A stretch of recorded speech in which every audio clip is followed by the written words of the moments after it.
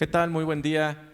Gracias por acompañarnos a la presentación de la revista Ombus Electoral número 0 que el Comité Editorial del Instituto Electoral de Michoacán está lanzando en este fin del año del 2022.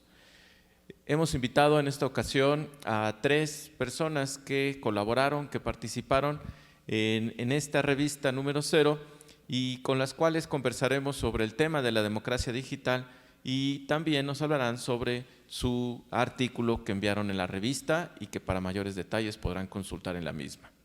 Nos acompaña y agradecemos su presencia la doctora Elizabeth Vázquez Bernal, quien es doctora en educación, maestra en Derecho a la Información, licenciada en Historia y actualmente presidenta del Comité de Participación Ciudadana del Sistema Estatal Anticorrupción del Estado de Michoacán, especialista en temas de gobierno abierto, transparencia y combate contra la corrupción, además de docente en diferentes universidades. Muchas gracias, doctora, por acompañarnos.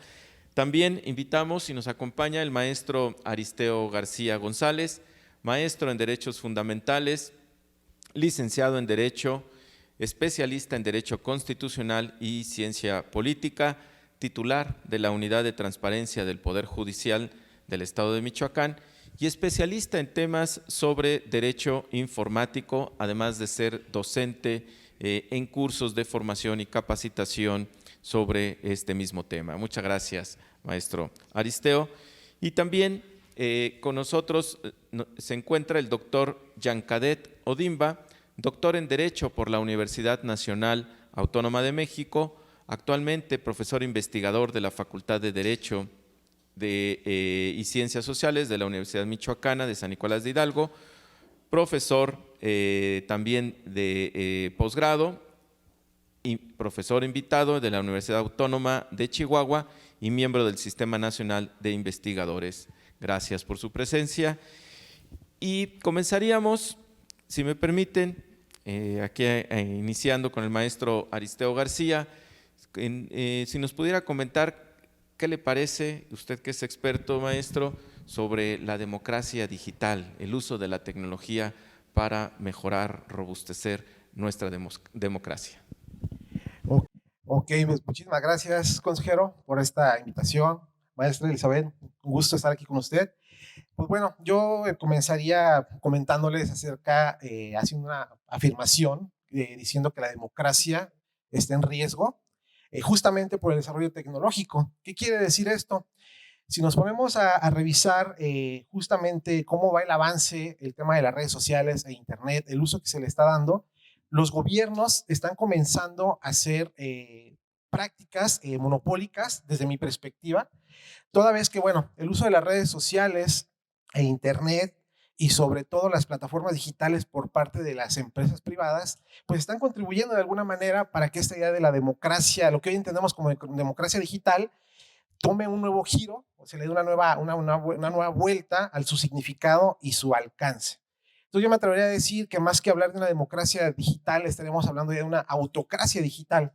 ¿Qué quiere decir esto? Pues bueno, básicamente ahora los gobiernos, las instituciones, a través de estos medios tecnológicos y todo este desarrollo de la inteligencia artificial y los algoritmos, pues de alguna manera ha significado un cambio de paradigma en los medios, de la forma de comunicarnos, en la forma de ver la perspectiva de la realidad social. Incluso me permito aventurarme ahorita que estamos en tiempos de periodos mundialistas.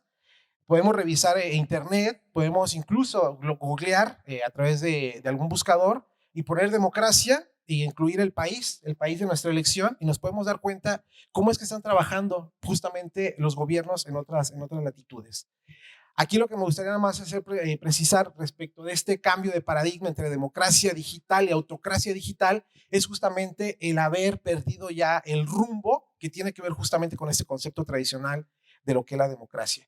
Como ya bien les decía, pues bueno, ahora esta idea del perfilado de los electores, de los votantes, que es algo a lo que en un momento les voy a platicar más acerca de este artículo que les compartí en este número de la revista, pero sí quiero dejar de entrada claro esta situación acerca de que, pues bueno, Esto de la democracia, como sabemos, surge en la década de los 80 del siglo pasado, en el año de los 90 del siglo pasado va evolucionando y hoy en día pues, nos encontramos en este momento y en esta etapa trascendental, como ya se les hacía referencia, y por lo tanto considero que, bueno, las instituciones, sobre todo aquellas que tienen que ver con temas electorales, no deben demostrarse ajenas a este tipo de situaciones. Esta autocracia que se va dando por parte de los gobiernos y, ¿por qué no? También incluso de los actores políticos que en algún determinado momento están utilizando prácticas monopólicas para poder de alguna manera llegar o aspirar a lo que es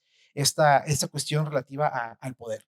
Entonces considero que es un tema muy importante, tiene mucho de dónde cortar, mucha tela, como se dice por ahí, mucha tela de dónde cortar y sobre todo creo que no solamente debemos quedarnos con esta idea de que la democracia digital es para los partidos políticos, sino que además también los diversos actores que están involucrados en la misma, pues evidentemente tienen una significativa participación y por lo tanto es importante que exista, considero yo, ciertos mecanismos de protección y regulación, no solamente a través de los marcos normativos, sino también que los órganos electorales, que son los que de alguna manera están más enfocados en estos temas, pues pongan la vista en esto que se denomina los derechos digitales, precisamente para que exista este equilibrio entre lo que es la democracia digital y no llegar en un sentido estricto a lo que sería esta autocracia digital. Entonces yo creo que ahí dejaría esta parte para, como a manera de reflexión y de introducción al tema, pues para efectos también de poder entender cómo vamos cambiando, cómo la sociedad va cambiando y cómo, pues evidentemente nosotros también como ciudadanos, como votantes, como gente que nos gusta participar y estar activos en la política, pues hagamos un uso adecuado y sepamos realmente hacia qué camino nos dirigimos con esto de lo que tiene que ver con los temas digitales. Muchas gracias. Muchas gracias, maestro Aristeo.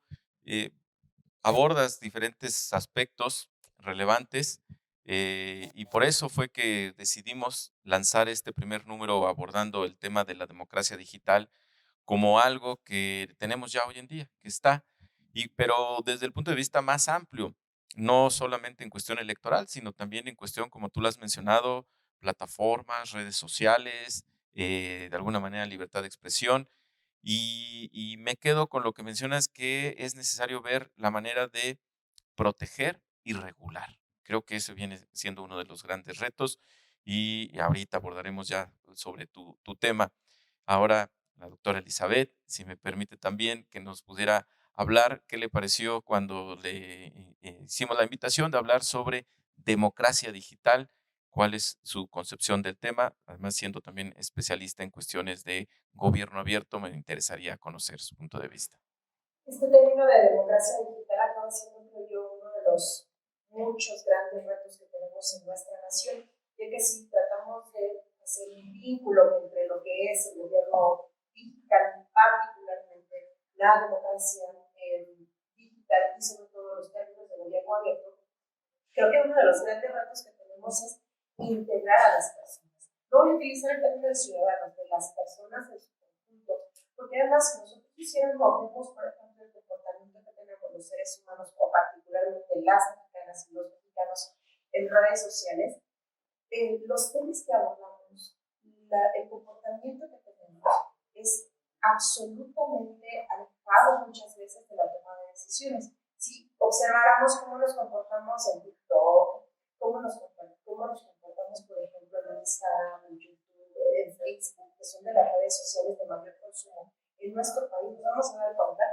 que los temas que nosotros abordamos regularmente no están vinculados con la toma de decisiones. Creo que particularmente cuando abordamos el término de gobierno abierto, es importante que integremos este concepto de la democracia digital y todo lo que implica que seamos personas y ciudadanos responsables, porque muchas veces las redes sociales sirven como para desdoblar 3 o 4 personalidades distintas. Digamos, hay mucha crítica en las redes sociales acerca de temas, digamos así, políticos, pero difícilmente las personas asumimos la responsabilidad que deberíamos de tener de también ser un agente de cambio. O sea, desafortunadamente las redes sociales yo no puedo decir que va a ser un esquema de denuncia informal porque ni siquiera alcanzamos eso. Recientemente lo que anteriormente se llamaba ANUFI, que es la Agencia de Investigación de Consumo de Internet, plantea que las mexicanas y los mexicanos no compramos ni siquiera a través de las plataformas, porque desconfiamos de esto, desconfiamos de las bancas electrónicas, porque pensamos que son espacios donde va a haber robos, donde hay hurtos, donde hay una gran cantidad de fenómenos que luego no se, también se dan pues en la vida real, de que también es muy importante que en México se esté pensando en cómo regular el término del uso de Internet. Hay algo que sería también importantísimo cuando hablamos del tema de la democracia digital, el derecho al olvido, es decir, nosotros sí tenemos el término del derecho de las telecomunicaciones en México de manera muy reciente, pero también no hemos evolucionado de manera paralela con términos como proteger, por ejemplo, muchos derechos como la propia imagen, la intimidad, sí a la participación de las y los mexicanos, porque las redes sociales, insisto, nos dan una cantidad exorbitante de esquemas donde podemos, bueno, utilizar este término, quejarnos, pocas veces somos participativos y buscamos los canales de comunicación para que si son temas educativos, de salud o de toma de decisiones, no buscamos la manera de cómo establecer una comunicación con quienes pueden resolver estos problemas, sino que las redes sociales acaban siendo exclusivamente un escaparate de quejas sin sentido. Los mexicanos y las mexicanas no aportamos muchas veces cosas que podrían resolver los problemas. Creo que más allá de abordar el término de la democracia digital como un término innovador, tendríamos que verlo, insisto, como otro de los grandes retos que tenemos los mexicanos, porque tenemos que apostarle a la formación cívica, sí, pero también a la formación cívica. Entonces creo que hay que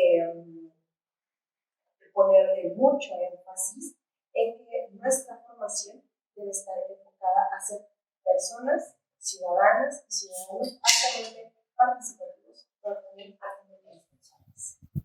Muchas gracias, doctora. Un reto y también poder incluirlo la cuestión de la democracia. Gracias. Doctor Yancadet Odimba, ¿qué nos puede platicar usted sobre esta cuestión de la democracia digital hoy en día aquí para México y para nuestra democracia que está en construcción? Bien, muchas gracias. Es una oportunidad para platicar de esos temas que ya nos alcanzó, pero todavía tenemos como un pequeño freno para avanzar un poco hacia el destino.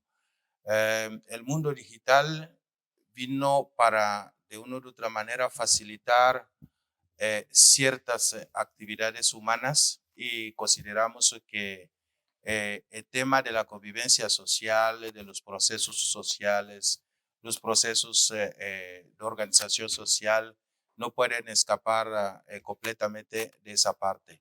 La democracia digital hoy día debe de ser una forma de vivir, una forma de entender las cosas, unos mecanismos de solucionar los problemas, de organizar la sociedad, de pensar cómo organizarnos o cómo solucionar nuestros problemas.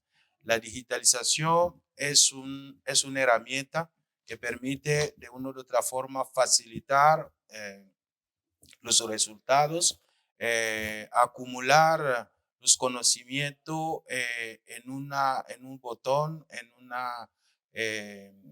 una estructura pequeña, fácil de usar.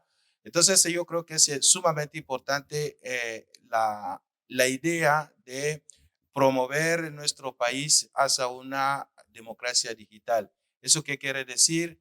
Que la participación de todos los ciudadanos sea instantáneo para poder resolver de manera más rápida los conflictos, porque ¿qué hace que el conflicto sea grande? El conflicto se hace grande cuando se retrasan los procesos de solución. Se retrasan en los procesos de solución porque no hay elementos suficientes para abordar el proceso de solucionar. Y la digitalización nos puede permitir de manera inmediata tener esos elementos de solución para iniciar el proceso de solución. Entonces yo creo que la democratización de nuestro país ha ido evolucionando, ha crecido, pero nos falta llegar al momento histórico que nosotros vivimos. Todas las cosas hoy día se están desarrollando de manera combinado con la digitalización y por ende la democracia no puede quedar atrás. La democracia digital necesita una educación digital para toda la población, necesita una formación digital, necesita una capacitación generalizada para que todo el mundo entienda qué significa, cómo usarla, pero más allá de eso, requiere proveer los soportes digitales que se requiere y enseñar a la gente a usar esos soportes. Y por ende, la educación es el término clave como para poder promover esa democracia digital, la educación digital. Gracias, muchas gracias a los tres. Me parece que hay una coincidencia que he escuchado que tiene que ver con la cuestión de la educación. La doctora Elizabeth incluso hablaba de educación cívica digital, es decir, cómo utilizar todas estas herramientas en beneficio de nuestra actividad, de nuestro conocimiento, de nuestra información, pero también de nuestra democracia.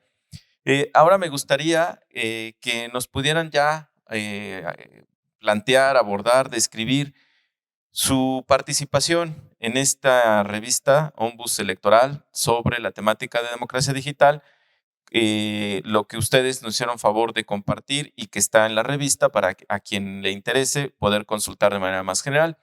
Y empezaría mencionando que el maestro Aristeo García nos hizo llegar el artículo denominado Los derechos digitales en materia política, su problemática desde la protección de los datos personales y la transparencia. ¿Qué nos podría decir lo que aborda en este artículo, por favor? Gracias, consejero. Bueno, sobre ese artículo yo parto de la idea de que, bueno, la tecnología, como lo podemos ver, pues prácticamente nos ha alcanzado, pero más que alcanzarnos, ya nos ha rebasado. Entonces, yo considero que sería importante hablar de un reconocimiento de los derechos digitales, y no solamente de los ciudadanos y de las ciudadanas, sino también de lo que es los actores políticos, incluso de los propios votantes. ¿A qué me refiero con esto? Bueno, hoy en día hablar de la democracia digital ya es algo que desde mi perspectiva considero que ha sido superado. Ya estamos en un periodo digital. Ahora el siguiente paso es básicamente el hacer un uso, pero con una finalidad distinta de la tecnología. Aquí puedo hacer referencia, por ejemplo, al tema de algoritmos y la inteligencia artificial, que ha permitido justamente que actores políticos comiencen a realizar un perfilado de los votantes. ¿Qué quiere decir esto? Pues bueno, ya el término de democracia, de participación ciudadana, de voto electrónico, etcétera, etcétera, es una práctica que, como ustedes saben, pues es algo que lo vivimos día con día. Ahora el siguiente paso es, de alguna manera, que los votantes, perdón, más bien dicho, los ciudadanos y los ciudadanos a través del uso de las plataformas digitales, a través de las redes sociales, están siendo cada vez más expuestos ante su privacidad, incluso ante sus preferencias electorales. Esto, sin lugar a dudas, ha sido aprovechado justamente por los actores políticos, de manera muy particular por los gobiernos. Y justamente sobre eso versa el artículo que yo escribí y que tiene mucho que ver y viene de la mano justamente de esta innovación y la disrupción tecnológica. Aquí, si revisamos y podemos hacer un ejercicio muy sencillo, podemos ver cómo cada día las redes sociales se dan los perfilados de información acorde a los intereses y los gustos de los votantes. Evidentemente esto significa un punto a favor para los gobiernos, porque a partir de ellos van a construir sus proyectos de campaña, si fuera el caso, o bien sus proyectos de trabajo durante el periodo que se encuentran en el gobierno. ¿Qué quiere decir esto? Bueno, básicamente es hablar de una manipulación de la mente de los votantes, tal como acontecía, por ejemplo, en el caso de Cambridge Analytica. Seguramente lo recordarán cuando llega el presidente Donald Trump, hace uso de las redes sociales para manipular a la gente, a las personas. Estamos hablando de un candidato. Hoy en día hablamos ya de los gobiernos. Los gobiernos han recurrido a ese tipo de prácticas justamente para poder ahora manipular a las personas que han votado por ellos y por lo tanto buscan la manera, a partir de ese tipo de ejercicios, de mantenerse en el poder. Y pues bueno, eso hablando en términos genéricos, y al final de cuentas, las conclusiones a las que yo llego partiendo de esta premisa es que, pues bueno, considero importante que en el ámbito electoral no solamente se reconozcan los derechos convencionales, aquellos derechos como la intimidad, libertad de expresión, etcétera, etcétera, sino que ahora debemos dar un salto más allá. Como estamos en un contexto digital, debemos hablar de los derechos digitales, es decir, pero derechos digitales en un ámbito, en el contexto específicamente electoral. Y además de ello, una de las conclusiones a las que yo llegaba y me pude percatar es que considero importante que a los gobiernos, a las personas que están en el poder, no solamente es necesario que conozcan de tecnología, sino que también ellos se les genera una cultura digital. ¿Qué quiere decir esto? Que sepan que al momento de hacer un uso inapropiado, en este caso vamos a poner de datos personales de los votantes, pues puede significar una vulneración a la privacidad, incluso a la intimidad de las propias personas que los eligieron. Y además, pues bueno, creo importante que desde la perspectiva de los órganos electorales, que es otra de las conclusiones a las que yo llegaba, pues básicamente es que los órganos electorales no solamente se enfoquen a la capacitación o a la formación de participación ciudadana o de votaciones, sino que también generen esa cultura jurídico-social, que es lo que yo denomino como cultura jurídico-social, es decir, que no solamente hay un aprendizaje de los marcos normativos, sino que también se genera una conciencia tecnológica, es decir, un uso adecuado de los medios electrónicos, de los medios digitales, no solamente de los ciudadanos, sino también por parte de los actores políticos. Y pues bueno, creo que el tema da mucho para de dónde hablar. Podemos, hace un momento comentaba acerca de la autocracia digital, que viene muy de la mano precisamente con este uso de la tecnología. Y pues bueno, ese sería en términos generales, consejero, lo que versó mi artículo. Gracias, maestro Aristeo. La verdad, muy interesante el asunto de los derechos digitales. Pues así como nos han dicho que hay derechos sociales, tenemos derechos económicos, creo que ya es necesario hablar de los derechos digitales. Y sí, abordas ya temas que ya han sido comprobados y estudiados sobre la influencia, ¿no?, en la toma de decisiones. Esto de los algoritmos y la desinformación afecta no solo en elecciones, sino también en gobierno. Muy interesante invitarlos a que, si desean saber más sobre justo esta colaboración del maestro Aristeo, pues consulten la página del Instituto Electoral de Michoacán, www.yem.org.mx. En publicaciones podrán encontrar la revista Ombus Electoral sobre esta temática que se está abordando en este primer número, el número 0.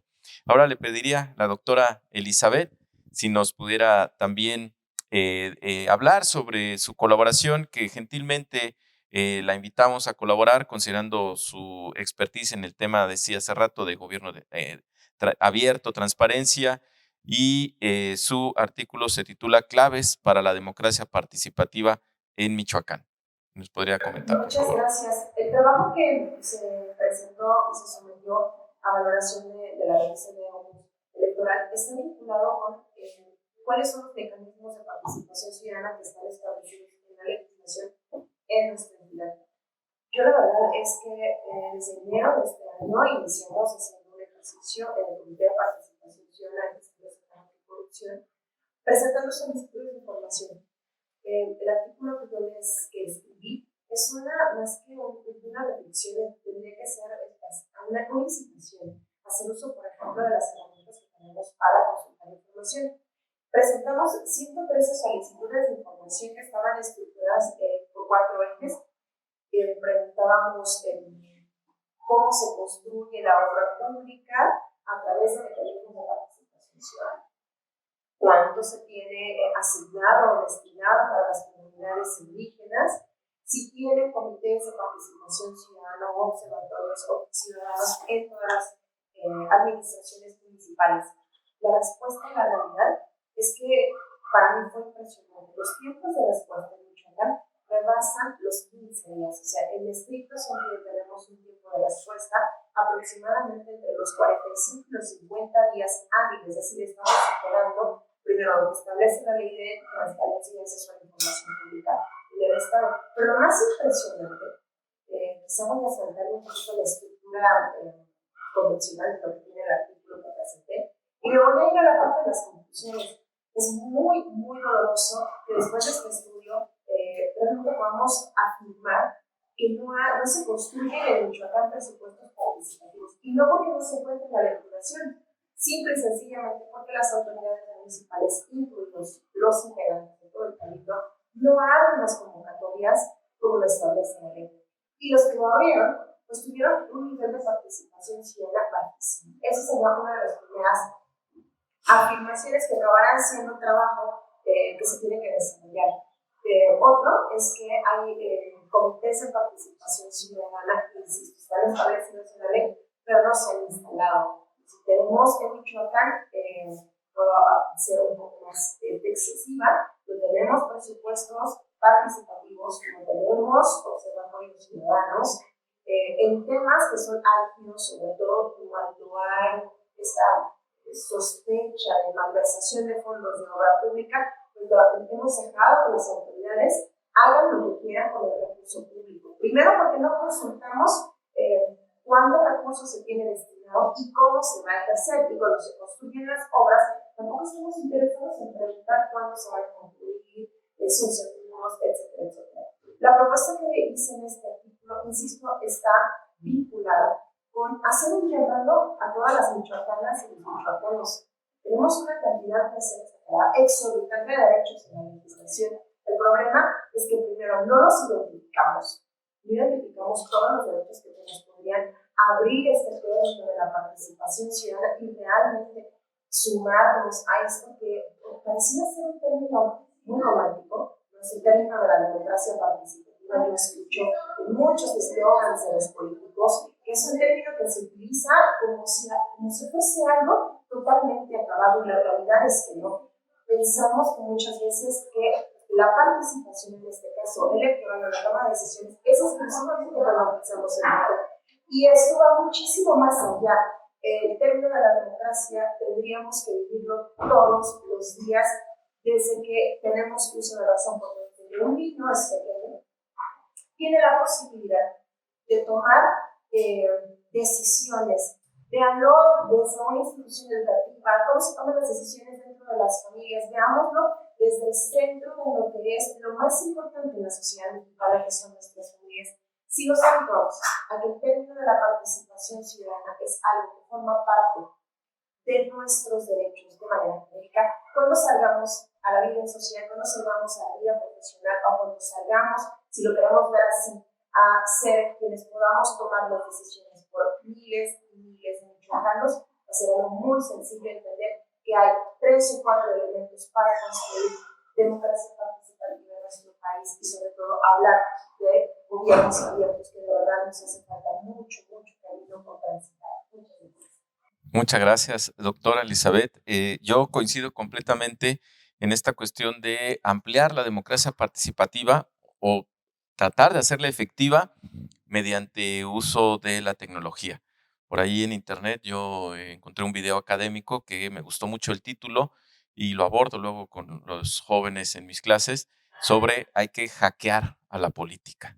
Y me parece que sí, no debemos de mantener las mismas estrategias, sino apoyarnos de la nueva tecnología. Gracias. Ahora me gustaría que el doctor Yancadet Odimba nos hablara de usar un artículo que también me parece relevante, interesante, lo tituló relacionado con el impacto social del voto digital, paradigma generacional electoral. Interesante desde el título. Doctor, ¿qué nos comenta al respecto? Bueno,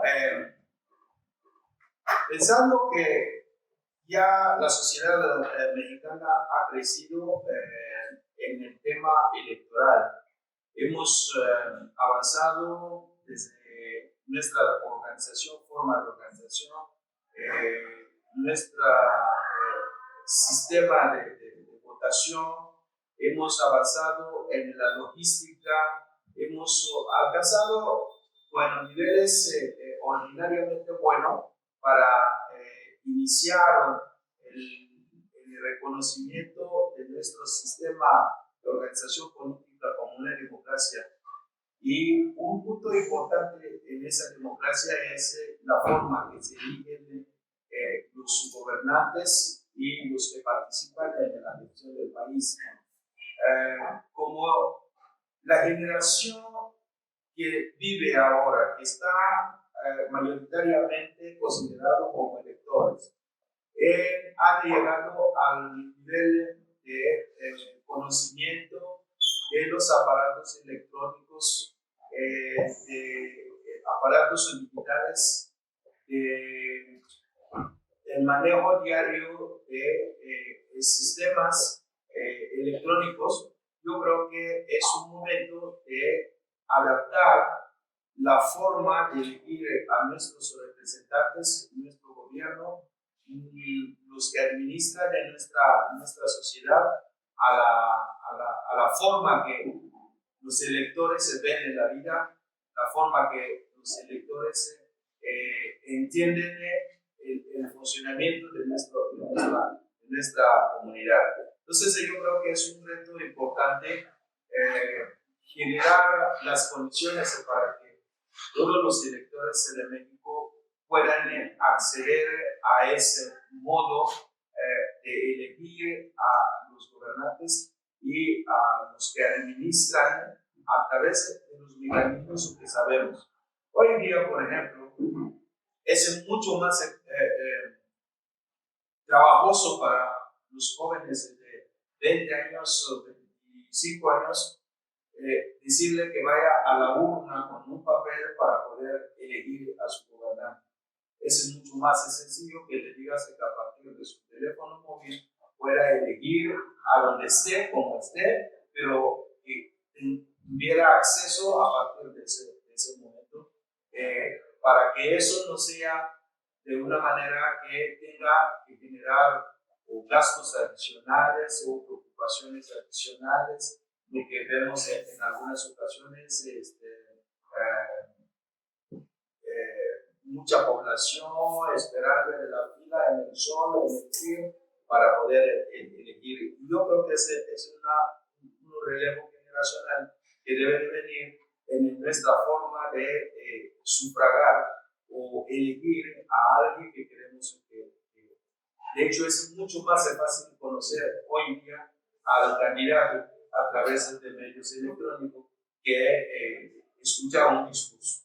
Es mucho más fácil y mucho más concreto y más sustanciosa, porque no solamente vas a escuchar lo que dice, sino puedes darle seguimiento desde su nacimiento hasta el momento que postula como candidato. Entonces yo creo que es un reto importante para nuestra democracia establecer mecanismos de participación ciudadana en los comicios electorales de manera digital.